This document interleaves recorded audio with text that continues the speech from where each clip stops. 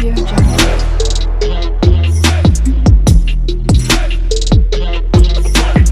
Audio Jungle. अस्सलामुअलैकुम, मैं हूं आपका दोस्त और आप देख रहे हैं मिस्टर प्लीडर। लास्ट लेक्चर में हमने लैंड एक्विजिशन एक्ट के कुछ इंपॉर्टेंट सेक्शन कवर किए थे। आज कुछ और इम्पोर्टेंट सेक्शन कवर करेंगे। आज का जो हमारा ये लेक्चर है वो लैंड एक्विजिशन फॉर कंपनीज है। ये पार्ट 7 है इस एक्ट का। कहता है when any company desire to acquire land, provincial government may permit to any authorized officer of company to exercise power as laid down in section 4। जैसे हमने collectors के पावर्स पढ़े थे कि कौन कौन से कलेक्टर के पावर होते हैं, लेक्चर 1 में हमने पढ़ा था। अगर किसी कंपनी को कोई ज़मीन चाहिए होती है तो गवर्नमेंट उसको, प्रोविंशियल जो गवर्नमेंट होती है, सूबाई गवर्नमेंट, उसको इजाज़त देती है कि आप वैसे ही एक्सरसाइज करते हुए अपनी ज़मीन का मुआयना करें, उसकी जांच पड़ताल करें। तो ये प्रोविंशियल गवर्नमेंट उसको इजाज़त देती है।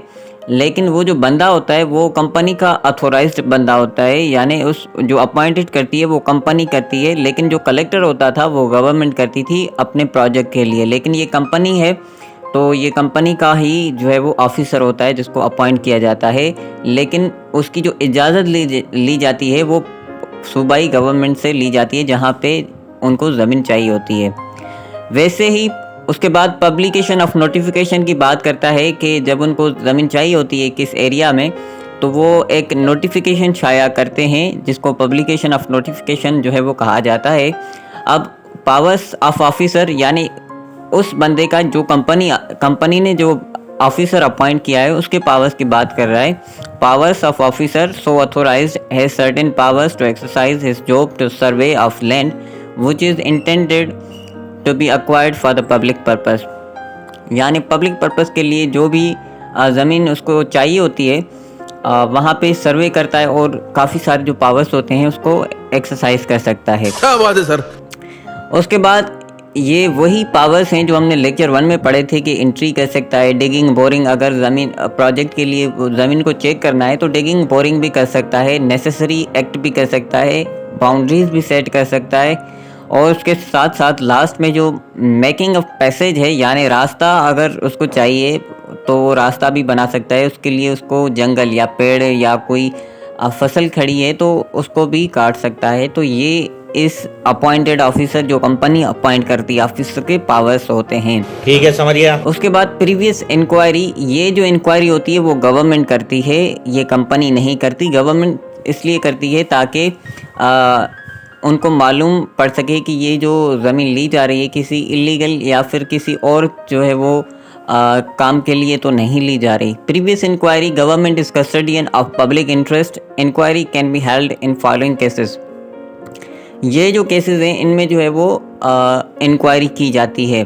Purpose whether this accusation is for erections of developing houses, यानी रहायशी जो मकानात होते हैं, मकानात की तामीर होती है फॉर वर्कमैन। जो भी कंपनी के जो वर्कमैन होते हैं उनके लिए कोई रहने की जगह चाहिए होती है। जैसे हम सिंपली कहते हैं कोई भी डिपार्टमेंट होता है, जैसे रेलवे हो गया, पीआई हो गया, तो उनके डिपार्टमेंट होते हैं तो उनके जो एम्प्लॉय होते हैं उनके घर बने होते हैं जिसको क्वार्टर्स बोला जाता है। कंपनी के भी ऐसे क्वार्टर्स होते हैं जहाँ पे एम्प्लॉयज़ जो हैं वो रहते हैं, वर्कमैन जो है वो रहते हैं। तो ये देखा जाता है कि क्या उनके लिए है या फिर किसी और चीज़ के लिए जो है वो ज़मीन अक्वायर की जा रही है। उसके बाद जो है वो एमिनिटीज़ की बात करता है कि सहूलियात की बात, एमिनिटीज़ यानी सहूलियात, क्या वो जो है वो डायरेक्टली कनेक्टेड हैं वर्कमैन यानी जो एम्प्लॉय हैं उनसे ही रिलेटेड है। पॉइंट नंबर 2 में कहता है यूज़फुलनेस टू पब्लिक, यानी acquisition is required for some work which is useful to public, यानी पब्लिक के यूज़ के लिए है। ये दोनों चीज़ें जो है वो देखी जाती हैं उस इंक्वायरी में। अब ये जो इंक्वायरी ऑफिसर होता है, ये इंक्वायरी ऑफिसर गवर्नमेंट अपॉइंट करती है। Provincial government is competent to appoint inquiry officer who shall conduct inquiry at the time and place given to him, यानी वो टाइम और प्लेस उसको बताई जाती है जिस पे वो इंक्वायरी करता है। क्योंकि ये गवर्नमेंट का बंदा होता है सेटिस्फिकेशन के लिए, जो कंपनी हमसे ज़मीन लेना चाह रही है क्या वो इसी पर्पस के लिए ले रही है जो हमें बताया गया है, उसके लिए इंक्वायरी की जाती है जिसको प्रीवियस इंक्वायरी कहा जाता है। लेकिन वो जो इंक्वायरी ऑफिसर होता है वो गवर्नमेंट जो है वो अपॉइंट करती है। समनिंग एंड पार्टीज़ यानी वो इंक्वायरी जो ऑफिसर होता है वो उनको बुला भी सकता है, उनको नोटिस भी दे सकता है, दोनों पार्टीज़, चाहे वो कंपनी हो या फिर जिनकी ज़मीन हो, डॉक्यूमेंट्स के लिए कि ये किसकी ज़मीन है, किसकी नहीं है, कहाँ तक किसकी है, ये पूरी इंक्वायरी जो है वो की जाती है, जिसको प्रीवियस इंक्वायरी कहा जाता है। तो ये था आज का सेक्शन 40, जिसमें प्रीवियस इंक्वायरी हमने देखा कि पर्पस और यूज़फुलनेस टू पब्लिक भी जो है वो देखा जाता है, और inquiry officer provincial government appoint करती है ताकि चेक करें कि जो कंपनी ने बताया है क्या उसी पर्पस के लिए ली जा रही है या फिर हमें कुछ और बताया गया है और वहाँ पे कुछ काम कुछ और जो है वो लगाने की कोशिश कर रहे हैं।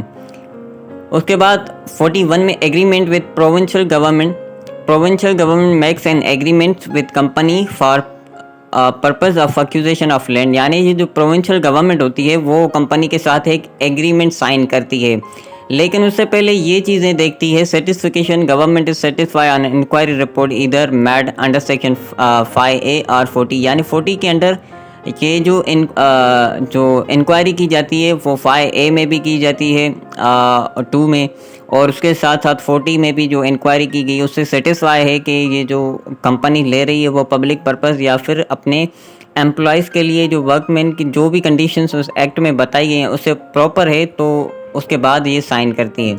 दूसरा पर्पस देखती है कि पर्पस जो है वो government satisfied the purpose of land acquisition is either erections of developing houses for workmen or amenities directly connected to workmen, यानी वही जो रायशी मकामात की तामीर के लिए जो है वो ली जा रही है कि वर्कमैन उनके क्वार्टर्स बनाए जाएंगे या उनकी सहूलियात के लिए कुछ और चीज़ बनाई जा रही है, तो ये पर्पस में आ जाता है। और यूज़फुलनेस की बात करता है कि government satisfied that purpose is useful to public के यूज़ के लिए। ये जब तीनों चीज़ें हो जाती हैं, सेटिस्फिकेशन, पर्पस और यूज़फुलनेस टू पब्लिक हो जाती है, तो उनके साथ जो है वो आगे एग्रीमेंट साइन करती हैं। और एग्रीमेंट का जो कंटेंट होता है उसमें कौन कौन सी चीज़ें जो है वो लिखी जाती हैं, वो ये चीज़ें हैं जो लिखी जाती हैं। When government satisfy then enters into an agreement with company and that agreement includes, और उसमें ये चीज़ें जो है वो इंक्लूड की जाती हैं। सबसे पहले है पेमेंट, यानी जिसकी ज़मीन ली गई है वो कितने वैल्यू के हिसाब से ली गई है और मार्केट वैल्यू क्या है उसका, और उनको जो है वो पेमेंट कब दी जाएगी, कैसे दी जाएगी। तो it includes the payment to be made to the government, यानी वो सारी पेमेंट कंपनी से ले लेते हैं, जिनकी ज़मीन जितनी होती है गवर्नमेंट ले लेती है ताकि हम जिनकी ज़मीन है उनको ये पैसे दे सकें।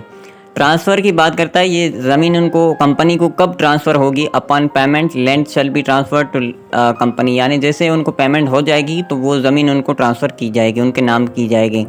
कंप्लीशन प्लान, यानी आप जिस पर्पस के लिए ये ज़मीन ले रहे हैं वो प्लान वो कब तक जो है वो कंप्लीट होगा, वो प्रोजेक्ट कब तक जो है वो कंप्लीट होगा। उसके बाद है पब्लिक यूजेज, यानी अगर आप पब्लिक यूजेज के लिए ये ले रहे हैं, लैंड एक्वायर कर रहे हैं, तो वो कब तक जो है वो कंप्लीट होगा और पब्लिक किस कंडीशन पे जो है वो उनको यूज़ कर सकेगी। What are the terms on which public shall be entitled to use, last line में वैसे ही लिखा है कि कौन से टर्म्स पे पब्लिक इसको यूज़ कर सकेगी। तो ये एग्रीमेंट में चीज़ें लिखी जाती हैं, पेमेंट, ट्रांसफ़र कब करेंगे ज़मीन, और ये आपका जो प्लान है वो कब तक कंप्लीट होगा, कंप्लीशन ऑफ प्लान, और उसके साथ पब्लिक यूज़, यानी पब्लिक यूजेज पब्लिक जो है वो किस तरह से इसको यूज़ कर सकती है, किस कंडीशन पे यूज़ कर सकती है। क्या बात है सर, क्या बात। उसके बाद है सेक्शन हमारा सेक्शन है 42 पब्लिकेशन ऑफ एग्रीमेंट, यानी जब ये सर्टिफिकेशन के बाद ये सारी चीज़ें हो जाती हैं तो एग्रीमेंट में वो पेमेंट, ट्रांसफ़र और कंप्लीशन प्लान जो है वो लिख देते हैं, तो उसको पब्लिक कर देते हैं, पब्लिकेशन ऑफ एग्रीमेंट, यानी उसको ऑफिशियल गैजेट में शाया कर देते हैं, जिसको पब्लिकेशन ऑफ एग्रीमेंट कहते हैं। Publication of agreement it is an essential and real requirement on part of company and public, it satisfies public and compulsory acquisition of one's land, यानी जिसकी ज़मीन होती है उसको सेटिस्फाई करने के लिए ज़रूरी होता है, और ये एक जो है वो एसेंशियल रिक्वायरमेंट है इसकी एक्विजिशन की, कि जब गवर्नमेंट के साथ कंपनी की एग्रीमेंट हो जाती है, गवर्नमेंट जो है वो एग्री हो जाता है इनकी टर्म्स कंडीशन से, पेमेंट से और रिपोर्ट से, जो इंक्वायरी रिपोर्ट होती है, तो उसके बाद जो एग्रीमेंट बनाते हैं वो एग्रीमेंट शाया करते हैं, पब्लिक करते हैं एक ऑफिशियल गैजेट में, जो सारी पब्लिक देख सकती है कि हमने इतनी रकम में और इस पर्पज़ के लिए इनसे जो है वो इनको ज़मीन ये दे रहे हैं। तो ये था हमारा आज का लेक्चर, जिसमें हमने काफ़ी जो है वो इम्पोर्टेंट सेक्शन जो है वो कंपनी से रिलेटेड पढ़े कि कंपनी किस तरह से अपना बंदा अपॉइंट करती है, उसके साथ जो है वो कैसे जो है वो इंक्वायरी की जाती है, और किस तरह से एग्रीमेंट गवर्नमेंट की जो है वो प्रोविंशियल गवर्नमेंट की होती है कंपनी के साथ, उसके साथ पब्लिकेशन ऑफ एग्रीमेंट्स को किस तरह से पब्लिक किया जाता है, और काफ़ी सारी चीज़ें बहुत भी हमने पढ़ी। आई होप कि ये आपको समझ में आ गया होगा। Thank you so much.